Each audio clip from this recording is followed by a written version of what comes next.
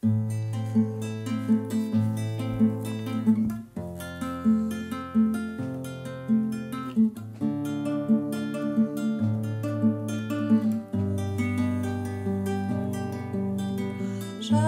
suis vivant, dit le Seigneur. Je ne veux pas que l'homme meure. Revenez à moi de vos mauvaises voies, et je guérirai vos cœurs blessés. Je t'ai pris et établi comme sentinelle sur le pays. Je t'ai pris et établi comme sentinelle sur le pays.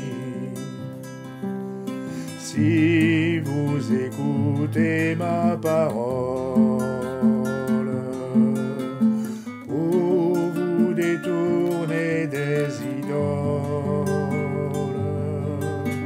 je pardonnerai et vous délivrerai de tous les maux dont vous souffrez.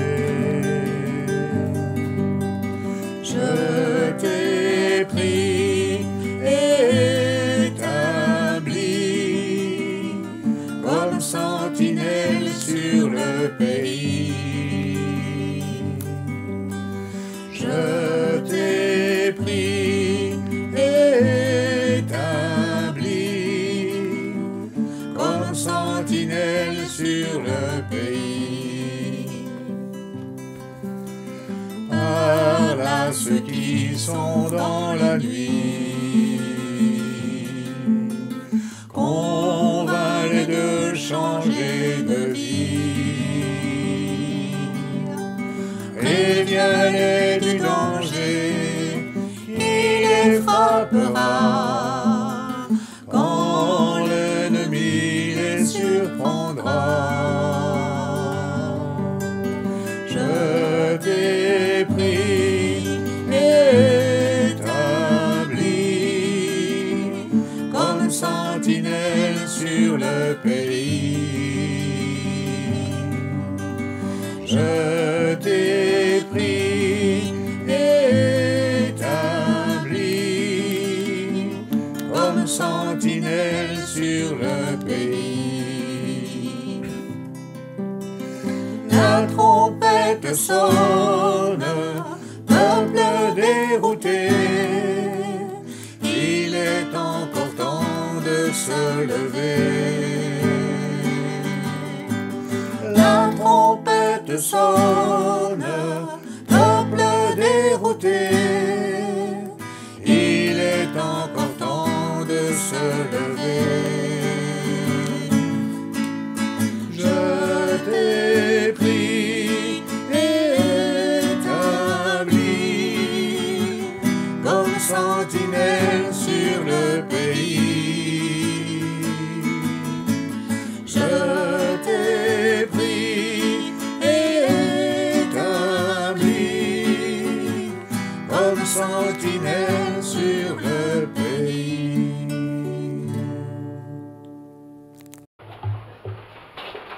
J'ai intitulé mon sermon comme je ne l'ai jamais intitulé de ma vie. Suis-je un bon chrétien?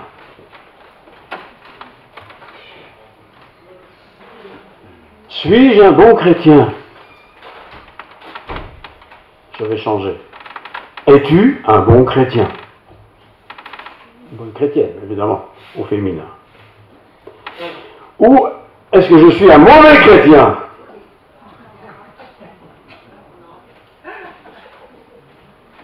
Qu'est-ce qui va déterminer si je suis un bon chrétien ou un mauvais chrétien? Qu'est-ce qui caractérise un bon chrétien? Qu'est-ce qui fait qu'on peut dire que cette personne-là est un mauvais chrétien? Ou un bon chrétien? Est-ce que ce que je pense de moi-même est ce que les autres pensent de moi. Suis-je un bon chrétien? Chrétien veut dire comme Christ. Et quand on donne cette définition qui est juste, hein, là on revient vite avec les pieds sur terre. Comme Christ. Ouh. Mais Christ était parfait. Christ a consacré toute sa vie à l'autre. Il a toujours fait la volonté de son Père. Je suis loin du compte. Donc, je suis quelque part peut-être un mauvais chrétien. Et je ne suis pas là ce matin pour parler de bons chrétiens ni de mauvais chrétiens. Je suis là pour partager ce qu'est un chrétien, tout simplement. Ce que je pense de moi, toi tu es un bon chrétien. Je dis non, moi je ne suis pas un très bon chrétien. Sur base de quoi je juge quelqu'un, je me juge moi, d'être un bon chrétien ou d'être un mauvais chrétien. Il y a toutes sortes de théories sur cette bonté du chrétien. Ça c'est un bon chrétien, ça c'est un mauvais chrétien. Il y a toutes sortes de théories pour quelque part expliquer cela. Mais est-ce que c'est juste? Que dit la Bible? Y a-t-il des modèles préétablis dans la Bible qui devraient nous inspirer, en tout cas qui devraient permettre à notre réflexion de fonctionner? Oui. Bon, si c'est ça être un chrétien, oui, j'ai un problème là. Ou si c'est ça être un chrétien, je suis pas mal, je suis quand même dans le bon créneau. Suis-je un bon chrétien? Suis-je un mauvais chrétien? Est-ce que je suis un chrétien selon la mode, selon l'époque, selon la ville où j'habite? Vous savez qu'à Bruxelles, les chrétiens ne sont pas tout à fait comme nous dans Luxembourg et Arlon. Hein. Pourtant, on est chrétien. D'abord le mot chrétien, à ce propos. Qu'est-ce qu'il veut dire? Quand je dis je suis chrétien, ça ne veut pas dire je ne suis pas musulman. Ça veut dire je suis comme Christ. Est-ce que je suis comme Christ?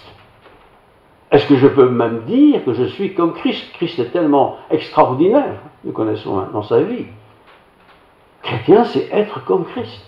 En tout cas, c'est être dans la route, dans le chemin, pour ressembler le plus au Christ. À ce qu'il a dit, ce qu'il a fait, comment il a agi. Est-ce que je suis chrétien? Ou mon modèle à moi de chrétien, c'est telle personne ou une autre personne encore, ou telle vedette chrétienne de l'époque. Qu'est-ce que c'est que être chrétien? Pour être à la mode, au niveau vestimentaire par exemple, si je veux être à la mode, qu'est-ce que je fais? Je regarde un peu les publicités, je regarde un peu les gens, comment ils sont habillés, et j'essaie de m'habiller un peu comme eux pour être à la mode. Eh bien, il y a aussi des chrétiens à la mode.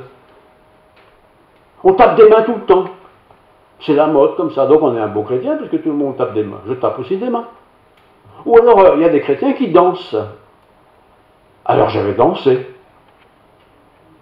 Saintement, mais je vais danser. Et il y a des églises où on danse tout le temps. On est des bons chrétiens. Vous ne dansez pas, vous? Vous n'êtes pas des bons chrétiens. Qu'est-ce que c'est qu'un chrétien? Comment pratique, comment fonctionne un chrétien selon l'Écriture? Vous allez être surpris. Hein. Je vais vous lire. 1 Corinthiens 15.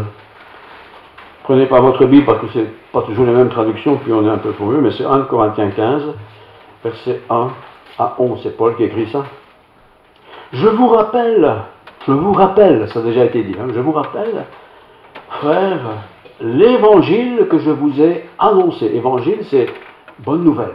Je vous rappelle la bonne nouvelle que je vous ai annoncée. Il faut se rappeler ça de temps en temps. Bonne nouvelle que vous avez reçue, dans lequel vous avez persévéré. Ah oui, le temps est là. Aujourd'hui, je fais ça. Dans un mois, c'est un peu différent. Dans un an, c'est peut-être vraiment différent. Dans lequel vous avez persévéré. Est-ce que j'ai persévéré dans l'évangile que j'ai reçu? Et si en particulier, c'est celui que Paul présente. Et par lequel, l'évangile par lequel vous êtes sauvés. Je suis donc sauvé quelque part par l'évangile. Mais c'est quoi cet évangile qui sauve? Et qui est sauvé? Par lequel vous êtes sauvés. La suite. Si vous le retenez dans les termes où je vous l'ai annoncé. Et comment est-ce que Paul a annoncé ça? Il n'est plus là, Paul. Il est mort depuis longtemps. Est-ce qu'on a les paroles qu'il a prononcées quelque part? Oui, nous avons la Bible, évidemment, heureusement.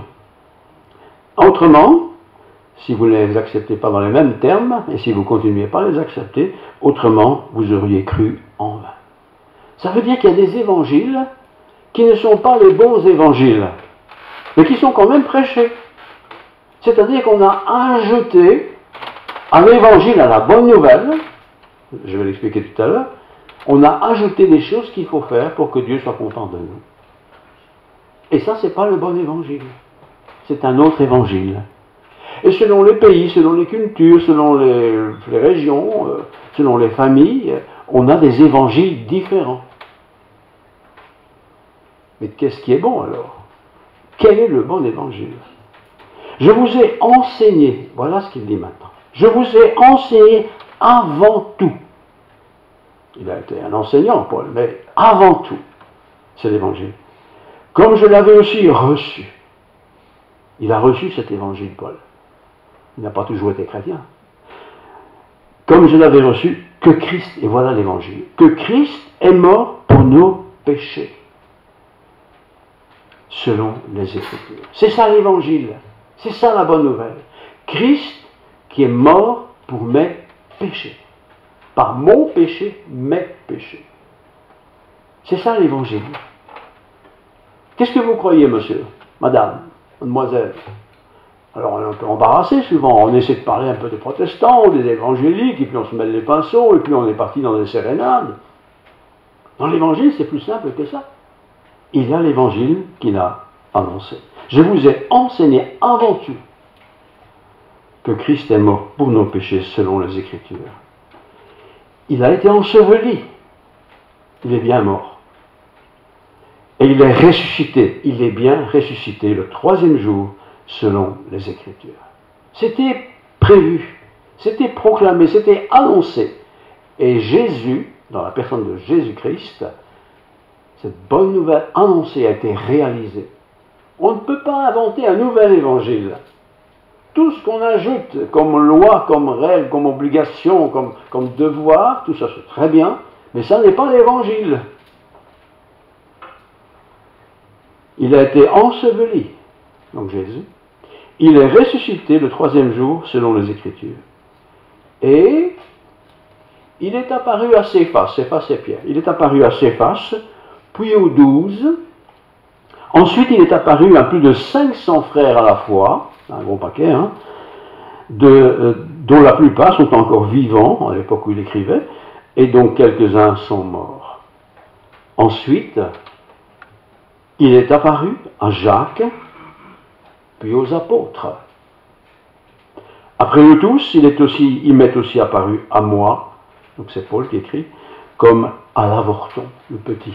C'était un intellectuel, c'était un savant, c'était un prédicateur hors pair, mais il se considérait comme un petit avorton, un petit pas grand-chose, car je suis le moindre des apôtres.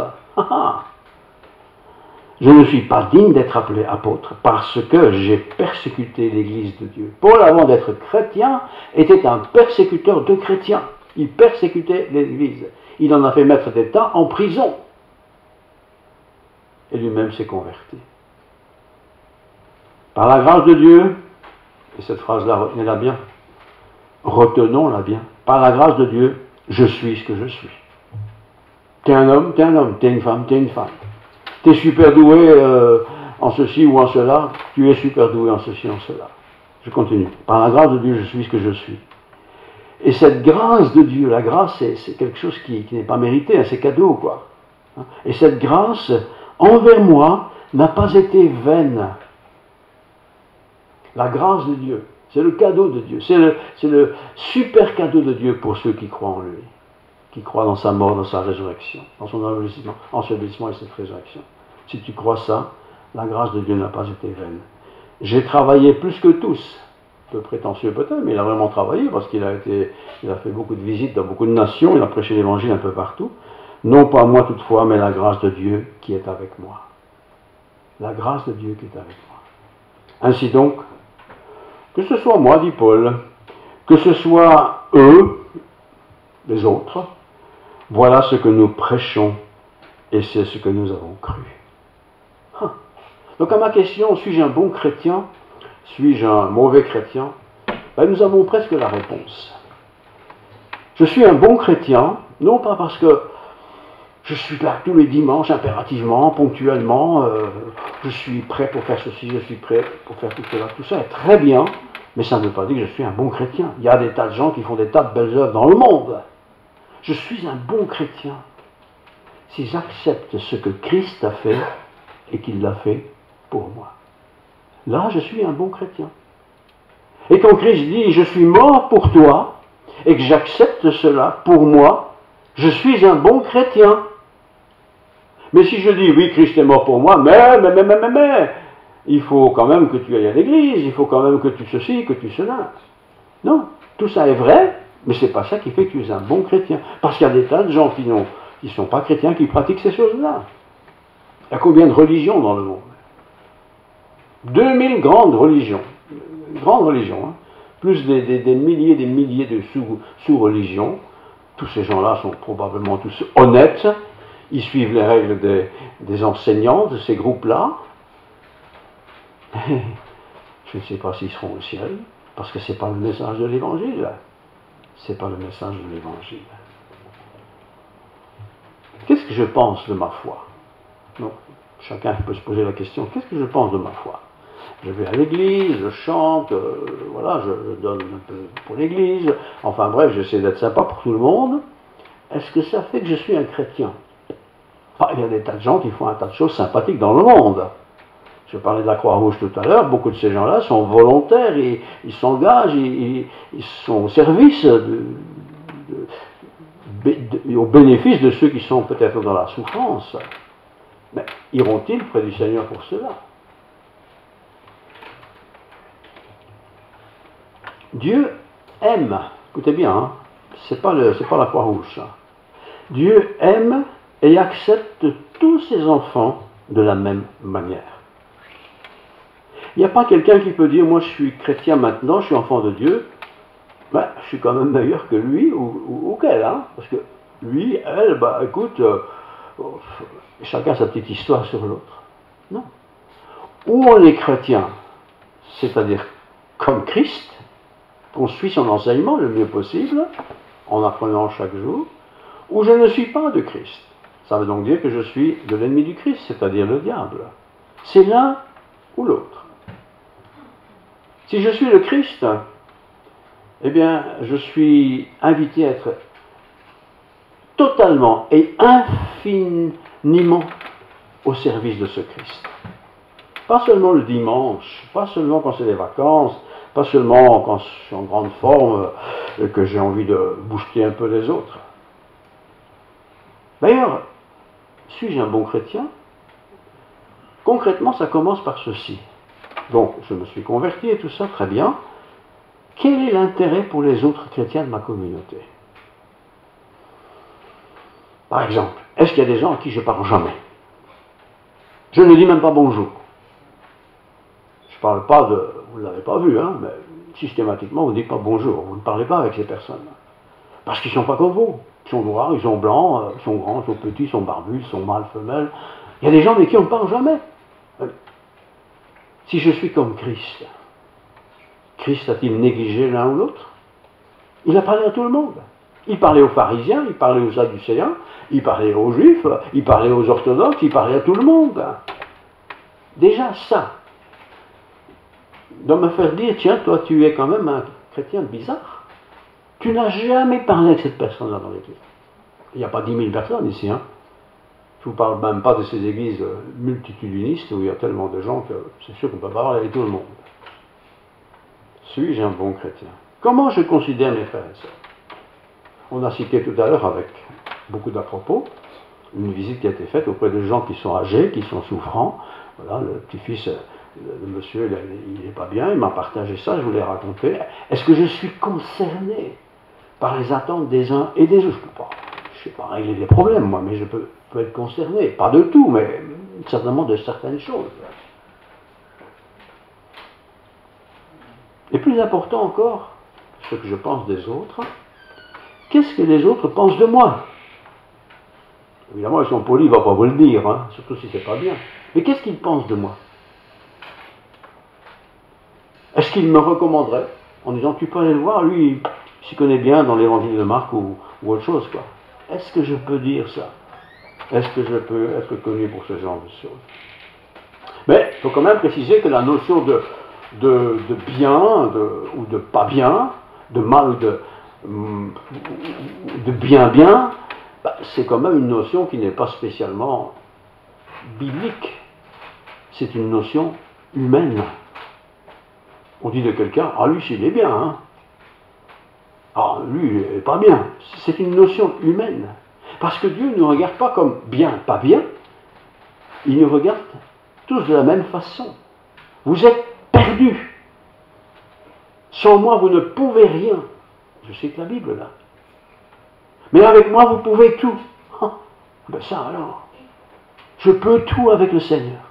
Est-ce que je me rends compte que si le Seigneur me dit je peux tout avec lui, qu'est-ce que je connais de ce Seigneur-là en fin de compte? Oui, on a quelques images flash, comme tout le monde connaît, Christ sur la croix, ressuscité, mais ça on l'a pas vu, on ne sait pas. Est-ce que je suis comme ça? Le petit Jésus dans la crèche par-ci, le petit Jésus par là en train de faire un miracle. Comment est-ce que je connais le Seigneur Jésus? Savez-vous qu'aux yeux de Dieu, tous ces rachetés, il les regarde parfaitement, définitivement sanctifiés. Non, c'est Dieu, mais c'est pas possible. Ça. Je ne vais pas faire exprès de faire des péchés, mais je sais que je vais en faire quand même. Mais Dieu ne regarde pas comme ça. Il ne cherche pas, il ne s'arrête pas sur nos fautes, nos erreurs, nos égarements, nos bêtises aussi qu'on fait, nos péchés même. Dieu n'est pas comme ça. D'ailleurs, si Dieu a donné son Fils en sacrifice, et si le Fils a accepté le sacrifice pour l'humanité, ça veut dire qu'il avait un cœur ouvert pour toute l'humanité. Pour nous qui sommes là aujourd'hui, mais pour tous ceux qui ne sont pas là. Comment est-ce que moi j'ai été touché par la grâce de Dieu? Comment est-ce fait qu'un jour, j'ai dit, moi il faut que je connaisse ce Dieu-là, que ce Dieu-là, au travers du Christ, qui est mort pour moi, dit la Bible, comment je fais pour avoir ça dans ma vie? Pour en fin de compte devenir ce qu'on appelle un chrétien. Alors, il faut savoir qu'aux yeux de Dieu, il n'y a pas un humain, mais pas un, que Dieu n'aime pas.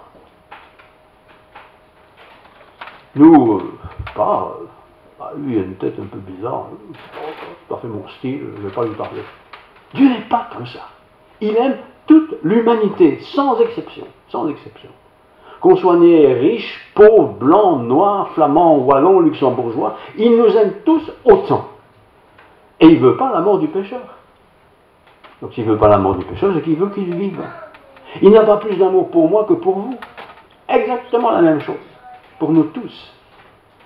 On ne peut pas dire, comme certains le disent, ouais, mais lui il a de la chance, Dieu il l'aime parce que bon, il est doué, intelligent, il fait des belles choses, et ceci, cela. Non, Dieu ne regarde pas ce qu'on fait, il regarde ce qu'on est. Et ce qu'on est, c'est une création de Dieu. Beaucoup de gens pensent qu'ils sont bons parce qu'ils sont de nature bonne. Ils vont aider leur prochain, par exemple. Ils vont rendre service. Vous pouvez le demander une fois, ils le font. Et il y a des gens comme ça. Il y a d'autres gens qui ne rendent jamais de service, ils n'ont jamais le temps. Alors ils ne se disent pas qu'ils ne sont pas bons, ils disent qu'ils n'ont pas le temps. Mais ça ne veut pas dire que Dieu ne nous aime pas quand même. Dieu ne nous aime pas parce qu'on a le temps ou pas le temps. Il nous aime parce que nous sommes créés à son image. Et que sa création, c'est lui qui l'a faite. C'est lui qui nous donne la vie, c'est lui qui nous donne le souffle. Et c'est pour cela qu'il nous aime. Mais honnêtement, si vous faites un jour l'expérience, prochainement, ils vont vous arrêter, vous dites, mais ouais, bon, je sais bien ce que c'est un chrétien, je sais à peu près bien ce que c'est un chrétien qui est juste et qui est bon, mais quand je regarde ma propre vie, je suis pas à 100%, hein. Il y a quand même beaucoup de lacunes dans ma vie. Qu'est-ce que je fais alors? Oh, on verra plus tard, plus tard, t'as déjà 9 ans, tu vas plus vivre longtemps, vous êtes décidé quand même. Au final, 15 ans, tu vas dire, oui, j'ai pas le temps. Non. C'est aujourd'hui, dit l'Écriture, aujourd'hui, maintenant, le bon moment pour faire les bons choix. Et il vaut mieux s'inspirer de l'Écriture pour faire ces choix-là. Savez-vous qu'on peut se tenir maintenant, là où vous êtes, directement, instantanément, dans la présence de Dieu. Nous connaissons ces cantiques, hein, dans ta présence, voilà. On chante tout ça assez facilement. Mais qu'est-ce que ça veut dire, être dans la présence de Dieu? Certains ont compris, enfin ils pensent qu'ils ont compris, il faut aller sur une haute montagne, faire un peu pénitence, et puis Dieu sera là content de moi. Dieu n'a jamais dit de faire une chose pareille. Il a dit notamment, ça c'est écrit, si deux ou trois, deux c'est déjà un couple, hein, ou trois, avec un petit enfant, ça fait trois, sont réunis en mon nom, je suis là, au milieu d'eux. Eh bien, moi je pense qu'il y a des églises avec 1000 personnes où le Seigneur n'est pas présent. Pourquoi? Parce qu'on n'honore pas le Seigneur, on honore autre chose. On honore les musiciens, les caméras, les machins, tout ça. Mais non, réunis au nom du Seigneur, dans le nom du Seigneur. Je vais vous lire un texte dans le livre du prophète Samuel, Ancien Testament, bien sûr, comme vous le savez. Et je vous lis 1 Samuel 16, verset 7. Samuel, c'était un prophète, homme de Dieu remarquable. Donc 1 Samuel 16, 7. Et l'Éternel dit à Samuel, ne prends point garde à son apparence, ni à la hauteur de sa taille. Autrement dit, ne regarde pas le look que tu vois. Car je l'ai rejeté. Fallait choisir quelqu'un. Samuel est un homme de Dieu. Il a un peu regardé à droite à gauche, hein, et puis il a trouvé quelqu'un. Mais Dieu le prévient, ne regarde pas ce que tu vois. Ne choisis pas en fonction de ce que tu vois. L'Éternel ne considère pas ce que l'homme considère. C'est un verset importantissime. L'Éternel ne considère pas ce que l'homme considère.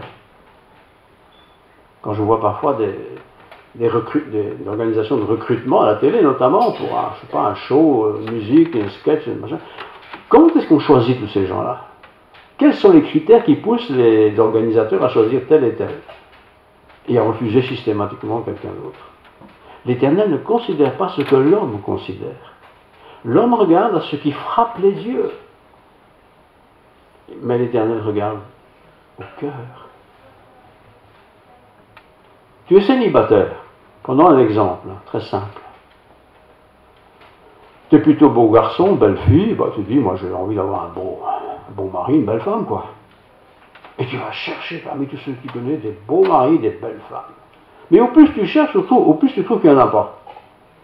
Parce que tu es tellement haut dans ta valeur de beauté ou de classe. Est-ce que tu as seulement pris le temps de regarder son cœur? Quel est son cœur? Enlever son cœur et le montrer, hein. Mais son attitude, son regard, sa façon de vivre, sa façon d'approcher les autres, tu vois. C'est ça qu'il faut regarder. Et si vous n'êtes pas encore amoureux, ne dites pas j'attends la belle femme, quel nom, l'homme extraordinaire, tout ça. C'est pas important ça. Ça vieillit, vous avez ça pendouille de façon c'est clair. Hein. Non, c'est pas ça qu'il faut regarder, frères et sœurs. Vraiment. L'Éternel ne considère pas ce que l'homme considère. Je relis. L'homme regarde à ce qui frappe les yeux, mais l'Éternel regarde au cœur. Au cœur. C'est pas le muscle, évidemment, qu'on va regarder, mettre une radio, là. Non, mais c'est sa personne. Cette personne-là. Elle est peut-être handicapée, après tout. Ah, il lui manque une jambe, tiens, bon, c'est embêtant, hein. Mais il lui manque peut-être une jambe, mais c'est peut-être une personne extraordinaire, probablement, d'ailleurs. Cet homme, cette femme. Qu'est-ce qu'elle me dit?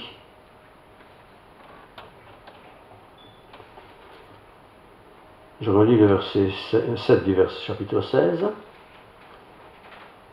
L'Éternel dit à Samuel, ne prends pas garde à son apparence et à la hauteur de sa taille. 1m85 pour un homme, c'est une bonne taille, ça c'est costaud. Hein? Le petit qui a 1m60, merci, pas pour moi. Hein? Pourquoi tu dis ça? Pourquoi tu dis ça? La suite. Car je l'ai rejeté. Bon, ici c'était le cas d'un choix qu'il fallait faire. Mais pour un leader d'armée, de royaume, il vaut mieux avoir un bel homme, hein? Ou une belle femme. Vous avez vu la nouvelle première ministre, là, qui est belle quand même. Hein? C'est une bruxelloise, hein? Nourée. une belle femme, je trouve. C'est bizarre qu'on n'a jamais des personnes moches qui président, qui sont ministres. C'est bizarre ça. Pourtant, je suis sûr que parmi ce qu'on appelle les gens, parmi les moches, quoi, il y a des gens super compétents, certainement, mais ça passerait pas bien à la télé, ça c'est sûr. Nous sommes comme ça. Dans l'église où j'étais autrefois, c'était plutôt sympathique comme église, mais le pasteur était boiteux. Comme ça, très fort. Il avait vraiment une jambe plus courte que l'autre. Pour un pasteur, c'est un peu embêtant, quoi. Mais j'ai jamais entendu dire quelqu'un que c'était embêtant. Mais moi qui étais petit, j'étais habitué avec lui, j'ai toujours, comme vous savez, souvent parlé avec lui. Mais il était boiteux, quoi. Il était handicapé. Et il y a des entreprises qui n'engagent pas d'handicapés. Mais pourquoi? Pourquoi vous ne pourriez pas faire ce métier? Pourquoi vous ne pourriez pas être un serviteur de Dieu? Parce qu'il vous manque une main? Il y a des gens qui n'ont qu'une main, hein. On l'aura coupé, peut-être, je ne sais pas. Il y en a qui n'ont qu'un œil. Il y en a qui n'ont qu'une oreille, ou je ne sais pas quoi. Dieu ne regarde pas à l'apparence, il regarde au cœur. L'homme regarde, je relis verset 7 là, de Josué, l'homme regarde à l'apparence extérieure, mais l'Éternel, lui, regarde au cœur. C'est vrai qu'extérieurement, il y en a qui ne sont pas. Ouais, ça, il faut dire ce qu'il est. Mais quel cœur ils ont. Et d'ailleurs, c'est souvent ceux qui n'ont pas d'apparence extérieure formidable qui ont un cœur très grand. Mais comme ça ne se voit pas, on ne s'intéresse pas à lui. Et on passe peut-être à côté de bonnes choses. Attention. Attention quand je juge un chrétien, parce qu'on revient à l'église ici. Quel est mon jugement sur l'autre chrétien qui est sur le banc à côté de moi, par exemple, devant ou derrière? Quel est mon jugement? Bon, on ne juge pas chez nous, hein, vous savez bien. Mais on juge quand même. Parce que nous sommes humains. Et on jugera d'autant plus sévèrement que quelqu'un a été choisi et moi je n'ai pas été choisi. Pourtant, physiquement, il a eu tort le pasteur. Hein. Je suis plus beau. Je suis plus grand, je suis plus ceci, je suis plus cela. La qualité spirituelle, voilà ce qui caractérise un chrétien. C'est pas le fait qu'il fait 1m85, élégant, beaux cheveux, bien peigné, tout ça, beaux vêtements. Enfin, oui, on est des humains, on aime bien ces choses-là. Mais qu'est-ce que ça vient faire dans l'histoire de l'Église, tout ça? Rien. C'est le cœur qui est important. Le cœur. Comment est-il quand il parle avec quelqu'un? Il faut regarder ça. Toujours en train de... ou il évite carrément. Attention. Attention. Parfois aussi, certains n'aiment pas parler avec des gens qui sont un peu spirituels. Des gens qui, dès qu'ils ouvrent la bouche, ils parlent de Dieu. Un peu casse-pied, ça. Il faudrait parler des pigeons, moi, un petit peu. Ou d'autres choses, mais pas de Jésus, quoi. Mais la Bible dit que de l'abondance du cœur, la bouche parle. Si tu es chrétien et que tu ne parles jamais de Jésus, tu es chrétien. Vous avez déjà vu un footballeur qui ne parlait pas de football? Non, ça n'existe pas. Un motard, il parle que de moto, hein, tout le temps. Hein, ah oui, il est au courant. Mais le chrétien, de quoi parle-t-il? Oh, il sourit là. Voilà, voilà. C'est vrai, vous savez. C'est vrai. Bon chrétien, c'est celui qui fait le bien. Et faire le bien, c'est pas qu'il fait bien les choses, mais il fait le bien. Vous voyez la différence? Est-ce que je fais le bien autour de moi? Ou bien, après tout, chacun fait ce qu'il veut. C'est pas mon problème. Et quand je parle comme ça, c'est un peu mon côté orgueilleux qui parle. Parce que, bon, moi, c'est l'orgueil, ça. C'est l'orgueil. Mais Dieu nous a créés tous et toutes à son image. Est-ce qu'il existe vraiment des bons chrétiens et des mauvais chrétiens? C'est une question difficile, ça. Ah, le bon chrétien, bien sûr, c'est celui qui est toujours là, fidèle et tout, sympathique, toujours prêt à aider, enfin tout ce que moi j'aime pas faire, il le fait, donc c'est un bon chrétien. C'est pas compliqué. Mais est-ce que c'est ça un bon chrétien? Un bon chrétien, peut-être une définition qui n'est pas juste, mais en tout cas c'est ce que je pense, c'est quelqu'un qui essaye d'être comme le Christ. Je ne suis pas le Christ, hein, mais j'essaye d'être comme le Christ. J'essaye de suivre les directives du Christ. Et une des directives qui est partie des commandements, des 10 commandements, même des 2 spéciaux, tu aimeras ton prochain comme toi-même. Ah, moi, je m'aime bien. Hein. Oh là là, mais qu'est-ce que je peux gâter mon moi? Bah, nous tous sommes comme ça. Hein. On gâte son moi. Mais l'autre, alors lui, je ne le gâte pas parce que il ne m'intéresse pas, il est moche, j'aime pas. Je ne vais pas le critiquer, je ne vais pas le condamner, mais je n'aime pas, quoi. Mais moi, qu'est-ce que je peux répondre à ces aspirations? Comment pouvons-nous répondre aux aspirations de Dieu? Dieu ne regarde pas aux petites béas que je peux faire sur une semaine. Vous savez, la petite bonne action, là, dans ma petite tête. Je fais une bonne action, comme ça Dieu sera content de moi. Je pourrais dire, Seigneur, tu vois, j'ai fait quelque chose de bien, donc t'inquiète, tout va bien. Mais non. Tu ne dois pas calculer à faire une bonne action. La bonne action viendra automatiquement si tu laisses faire le Seigneur dans ta vie. Et tu vas peut-être le faire sans savoir que tu l'as fait. Mais si tu calcules, je vais faire ma bonne action comme ça, après ça, je peux être content, j'ai fait ma bonne action, c'est l'orgueil, ça. Parce que je vais me focaliser sur ce que j'ai fait.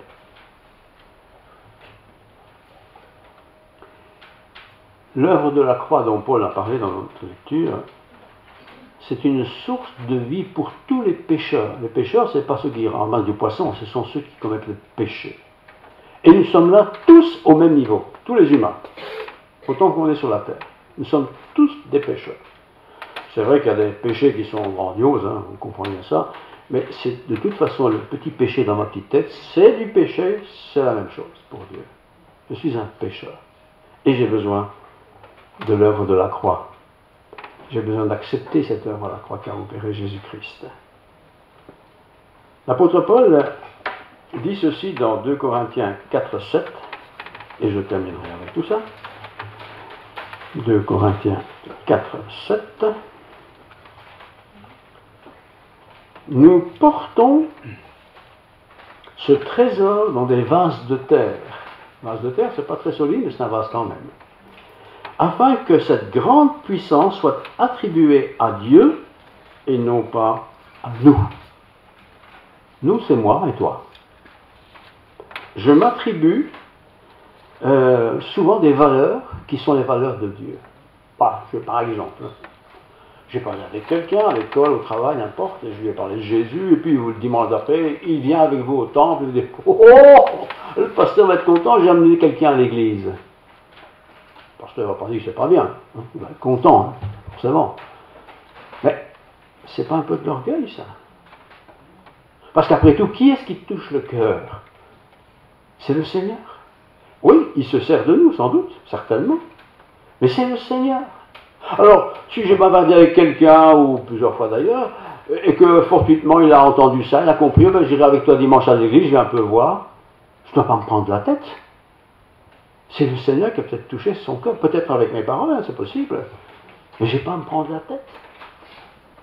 Je n'ai pas à me prendre la tête quand j'ai du succès dans la vie. Ah, j'ai réussi mes examens, vous avez vu, hein. Je suis celui qui a les meilleurs points.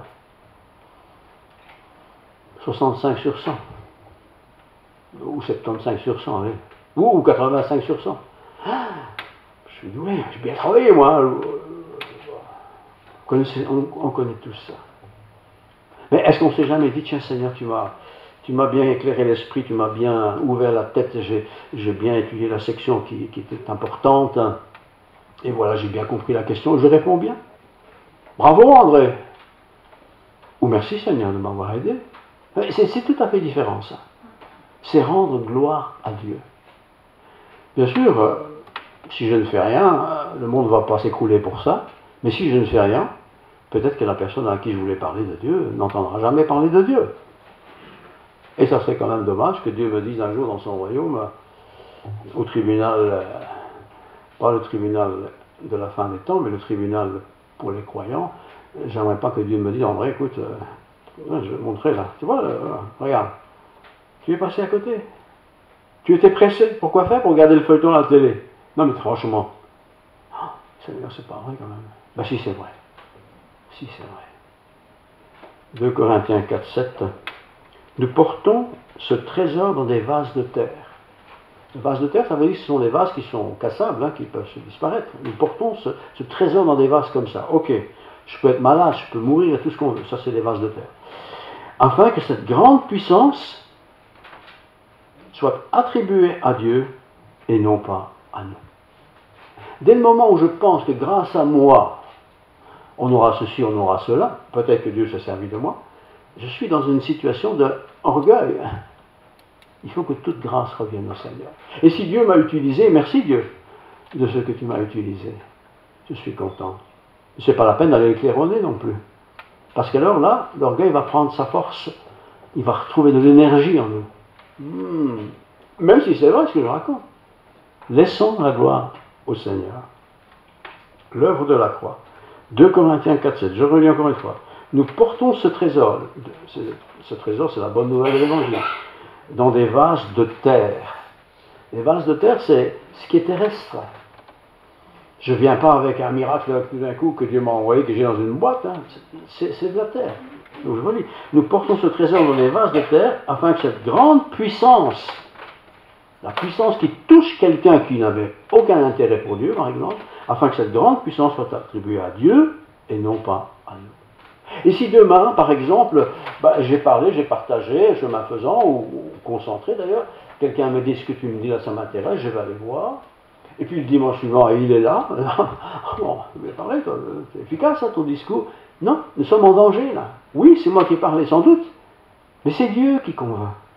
Il s'est servi de moi. Merci Seigneur, que tu m'as jugé digne d'être utilisé par toi.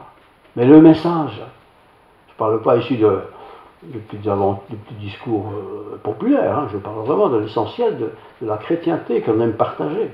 Ça, c'est difficile à faire partager. Et si on arrive à le partager, c'est déjà pas mal. Et si en plus l'autre qui l'a entendu s'intéresse, il ne faut pas dire c'est parce que je suis spécialiste, je ne suis rien du tout, moi. Et c'est Dieu qui a touché le cœur. Mais il m'a utilisé. Et je le remercie beaucoup. Alors, ma question de départ, est-ce que je suis un bon chrétien ou un mauvais chrétien?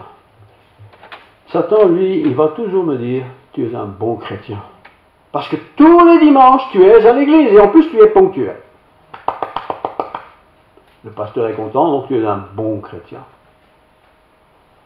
Il y a des tas de gens qui sont toujours à l'heure et qui ne sont pas bons chrétiens. Hein. Parce que quand ils rentrent à midi à la maison, alors c'est l'engueulade. Mais à l'église, c'était le bon chrétien. Attention, quand Satan vient nous flatter, vous savez. Ah, c'est bien, bien. Oui, peut-être ce que j'ai fait, c'est bien. Et tant mieux si c'était bien. Tant mieux si le Seigneur est honoré et glorifié. Tant mieux tout ça. Tant mieux si j'ai été utilisé par Dieu pour ceci et pour ça. Tant mieux. Mais après tout, j'ai fait que ce que je devais faire. C'est rien de spécial. Voyez? Et c'est à ça que nous devons nous attacher. Alors, Dieu n'a pas donné les mêmes talents à tout le monde, ça vous le savez bien. Sinon, ce serait un peu embêtant parce qu'il y a des choses qui ne seraient jamais faites. Mais Dieu a partagé tous ses dons de manière diverse aux uns et aux autres, aux hommes, aux femmes, aux jeunes plus âgés, tout ça. Nous avons des dons que nous recevons de Dieu. Il y a des dons qui sont spécifiquement les nôtres, mais il y a aussi des dons occasionnels donnés par Dieu pour des occasions exceptionnelles, c'est certain. Alors c'est à nous de nous laisser faire un peu quand on ne sait pas. Tiens, là je suis doué, là ça a été efficace, voilà, peut-être que c'est dans cette voie-là que je dois aller. Tu essaies une deuxième fois, une troisième fois, tu verras bien. Mais ne nous prenons pas la tête. Ce n'est pas un concours de chrétiens hein, le dimanche matin. On n'est pas meilleurs chrétiens, nous sommes tous des pécheurs perdus qui ont été graciés par le Seigneur. On est tous à la même enseigne. Alors pour ça, nous pouvons dire merci au Seigneur infiniment. Tu peux dire merci parce que le Seigneur dit, tu es bon. Et un jour, on a posé la question au Seigneur, qui est bon? Ce n'est pas à vous de juger. C'est Dieu qui jugera. Tu n'as pas à juger. Tous ceux que je rachète, dit Dieu, ce sont des pécheurs que Dieu a graciés. Et maintenant qu'ils sont graciés, ils doivent vivre en homme gracié, en femme graciée. Et là, c'est un cheminement qui n'est pas forcément facile, parce que notre vieille nature, nous ne l'avons pas mis à la poubelle. Hein. Elle est encore sur nous. Nous partons encore en voyage avec elle, à droite et à gauche. Mais quand ça nous arrive, un grand mot de péché, mais qu'est-ce que nous faisons? Nous demandons pardon à Dieu. Voilà, Seigneur, je me suis encore pris la tête là. J'ai encore cru qu'il était plus fort que le nombril. Pardon, Seigneur, pardon. J'ai pas voulu ça. Il faut le faire de temps. Puis le Seigneur est généreux. Le Seigneur ne dit pas, bah c'est tout, j'ai plus besoin de toi. Le Seigneur n'est pas comme ça. Nous sommes ses enfants rachetés comme vous le savez. Voilà, prions. Père Céleste, merci pour ta parole. Ta parole est la vérité. Nous le savons tous. Cet évangile a été annoncé par Paul et tous les autres avec peu de moyens. En fait, ils n'avaient pas de moyens, sauf le langage ou l'écriture. Mais ces gens qui prêchaient étaient convaincus de ce qu'ils racontaient. Ils vivaient ce qu'ils racontaient. En tout cas, ils essayaient. Et toi, tu as fait l'œuvre qu'il fallait faire dans le cœur des uns et des autres. Et aujourd'hui encore, Seigneur, il y a beaucoup de gens qui se tournent vers toi dans le monde. On ne le voit peut-être pas trop, mais il y a beaucoup de conversions. Il y a aussi beaucoup de gens qui devraient se convertir, mais qui résistent, qui ne veulent pas, qui pensent qu'après tout, c'est bien comme ça. Et voilà, il faut naître de nouveau. Et pour naître de nouveau, il faut la grâce de Dieu. Que cette grâce de la bonne nouvelle de l'Évangile soit partagée, proclamée par nous, mais que nous soyons aussi, nous, de notre côté, non pas un sujet d'achoppement, non pas un sujet de scandale, non pas un sujet de rejet, mais qu'au contraire, nous puissions par notre vie, notre exemple, sans orgueil, être des chrétiens tout simplement, mais des vrais chrétiens authentiques. Seigneur, que ta grâce nous accompagne, que ta paix soit sur nous tous. Garde-nous pendant cette nouvelle semaine, si tu nous prêtes vie, que ce soit une semaine bénie, que nous puissions être utiles. Gloire à ton nom. Amen.